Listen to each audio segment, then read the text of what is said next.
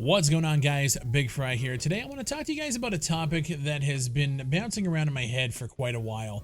Really since we saw the Kotaku article detailing the BioWare Anthem debacle, specifically the part where they discuss some of the members of the dev team having to leave the company due to stress levels and mental exhaustion, and basically on the brink of like mental breaking during the development of Anthem. And that article is kind of stuck in my mind a little bit moving forward into like the last like 30 or 45 days or so. Following that article came the whole crunch discussion around the industry, where developers have to work 100+ hour work weeks to keep content flowing for the games, or else you're going to be deemed dying by people like me. We saw articles coming out about NetherRealm and Mortal Kombat, how brutal the crunch at that studio was. That was then followed the next day, I believe, by Fortnite crunching on a weekly basis to keep creating content for their season passes.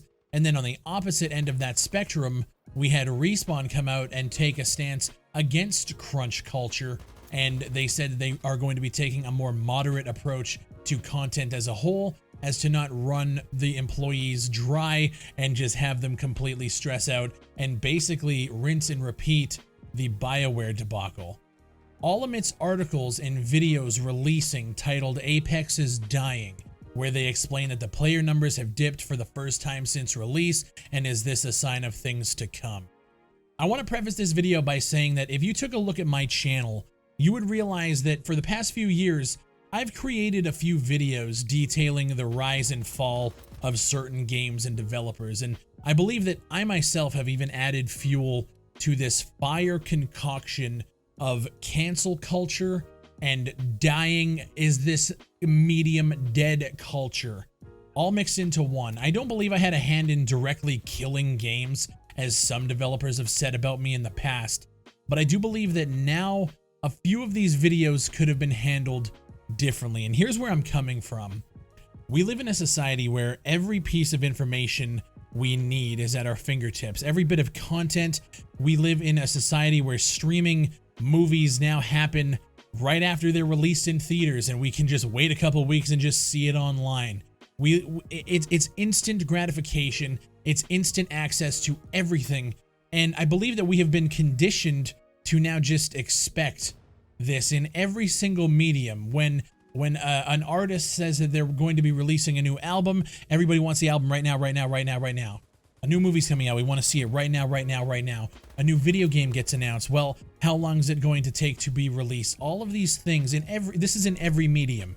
But I, because I'm a gaming channel, am specifically focusing on how that kind of culture in where we are in 2019 going into next gen is going to be completely unsustainable for this industry. I don't believe we are sitting in a happy medium when it comes to how fast we need content versus how much stress we're actually putting on some of these dev teams. I know a lot of developers haven't come out and discussed the absolute amount of pressure it takes to release a video game in this day and age. We have the developers of Dead Matter coming out saying that they don't want to release and be dead on arrival, so they took an extra year and a half to redo all of their assets from scratch as to not get called an asset flip.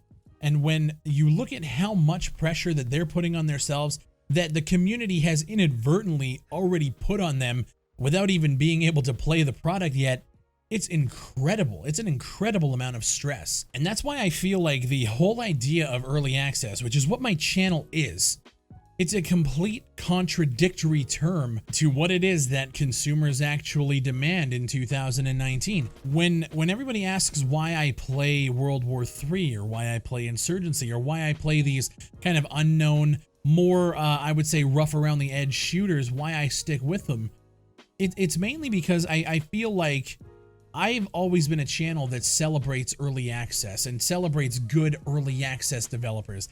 And I love, just for the entertainment value, taking a look at games who are just trying to take advantage of people. Specifically games like Tank Battlegrounds, which is now on Steam. It hasn't come out yet, but everyone made a big deal because it was Battlefield 1942. Games like that deserve to be talked about in a negative light. But when we talk about games like World War III, Insurgency, Ground Branch, all of these really early games with dev teams who have been actively updating, I like to stick around and keep tabs on them and cover them and show them in a light that shows that, hey, things are changing. And I think that's what early access really is. But I get a lot of backlash when I stick around and play these games. And I get comments every now and again where people will just say, dude, give it up. Give up World War III. You know, the devs had a shit launch and nobody's playing.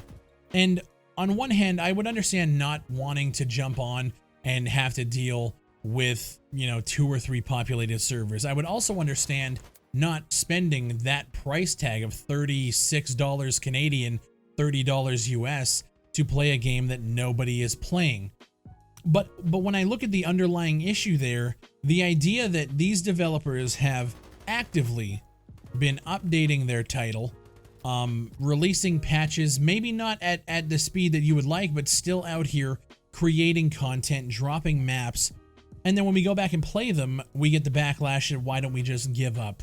And I've actually seen comments on their patch notes where people have just left comments saying, why don't you just give up? The game is dead.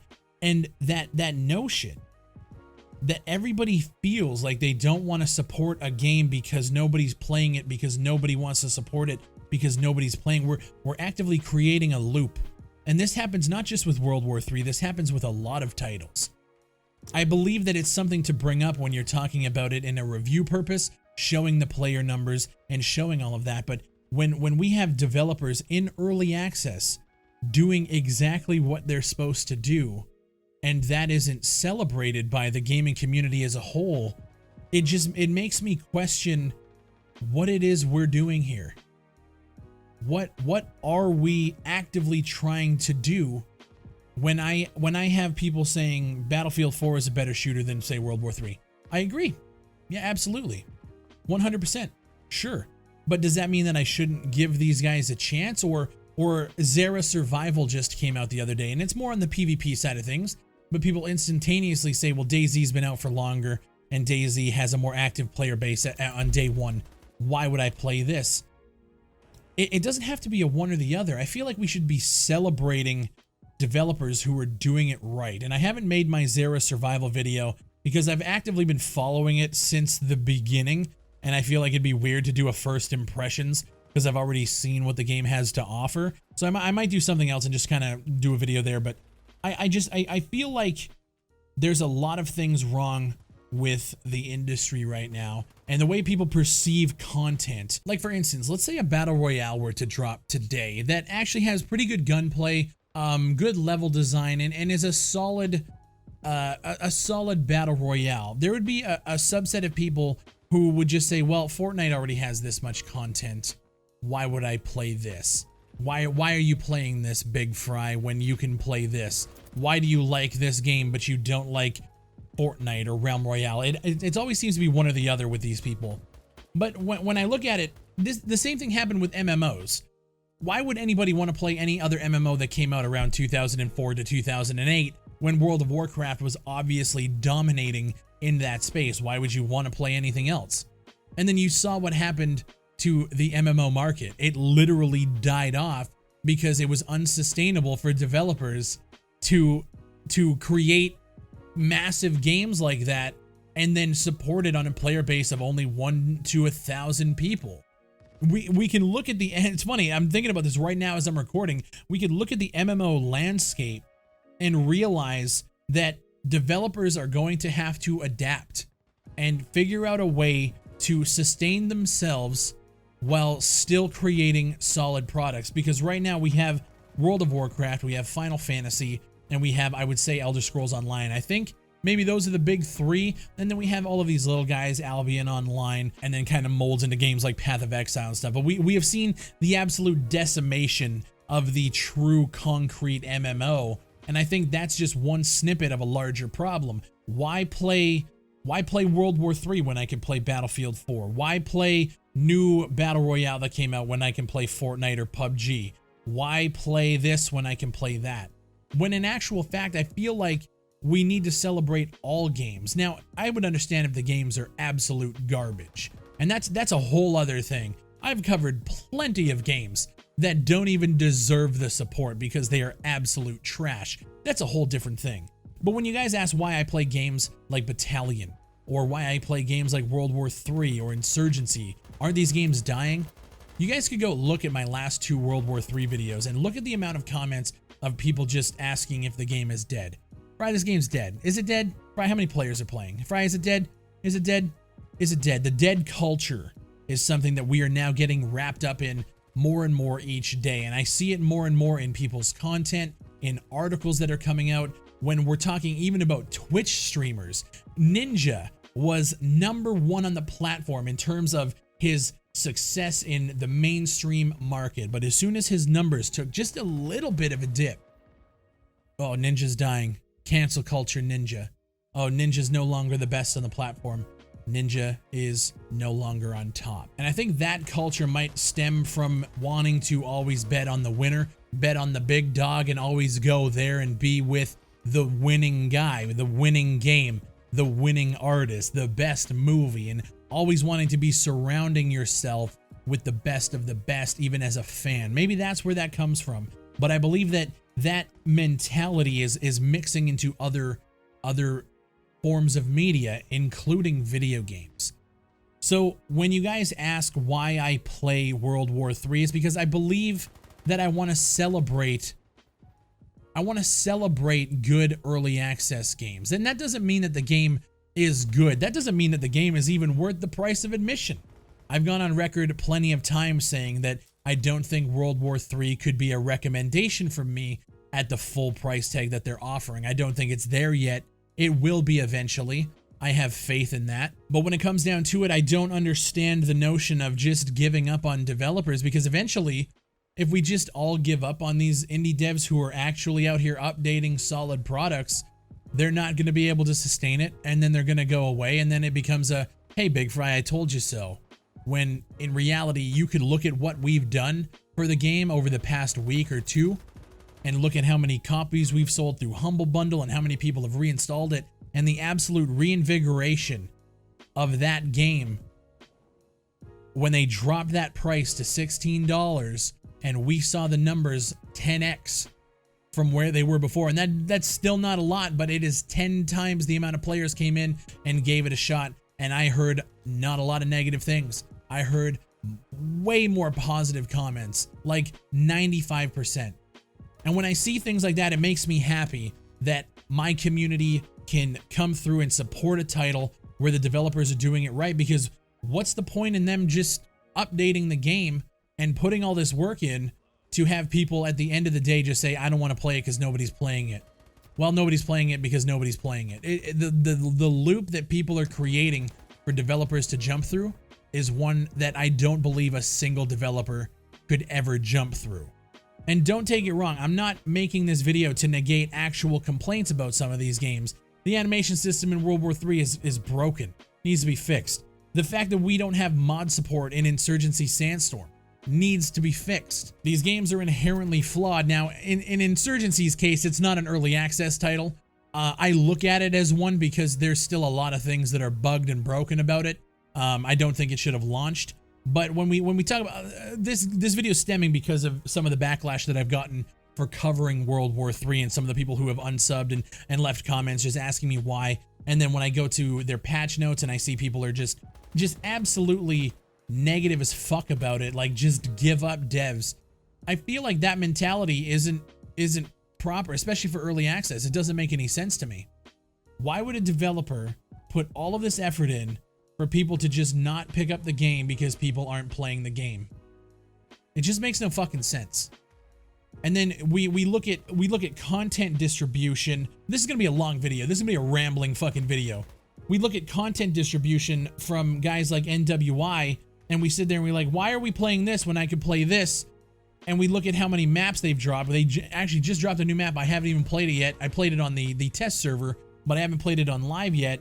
And the thing is people are going to absolutely destroy that content. They're going to fucking come in, eat it all up, just play the fuck out of that map, and then it's on to the next one. When's the next one? When's the next one? And that's not their fault. That's not a bad thing. That is just the way the world works now. And during my live streams when I've been talking about it, I've tried to provide solutions and try to think of like what I would do if I was in their position. And I said, if I were to launch a game, let's say it's an FPS because that's what we talk about here, and I have an FPS with 8 complete maps that are completely built, textured, built from scratch, tested, and good to go, I would launch with 5. And I would take the other 3 and I would drip drop them over the next few months while we start to catch up and create post-launch content. And somebody in my chat brought it up. I actually think it was one of my mods. They said the minute you do that, then you get accused from a subsection of the gaming community of holding back launch content so that you can give it to players later. Even if you were giving it for free, that would still be a negative outlook on you trying to preemptively stop your game from being dead after a month. And I realized right then that we're putting some of these devs in complete lose-lose scenarios.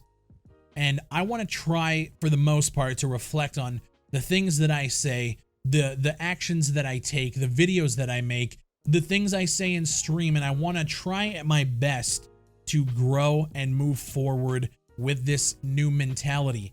I'm not going to stop calling out asset flips, shady developers, people who talk shit to their community, people who completely scam their audiences for whatever reason, Police 1013 or whatever. I'm going to be calling these people out still, but for games like World War III or games like Squad, where I've even heard people say, why do you play Squad? It's dying. They have a really healthy community. It might not be the size of fucking Call of Duty or Fortnite, and I don't think it ever will be. But I want to support games from developers who are doing it right. Because when it comes down to it, we do have to look at content, like post-launch content distribution.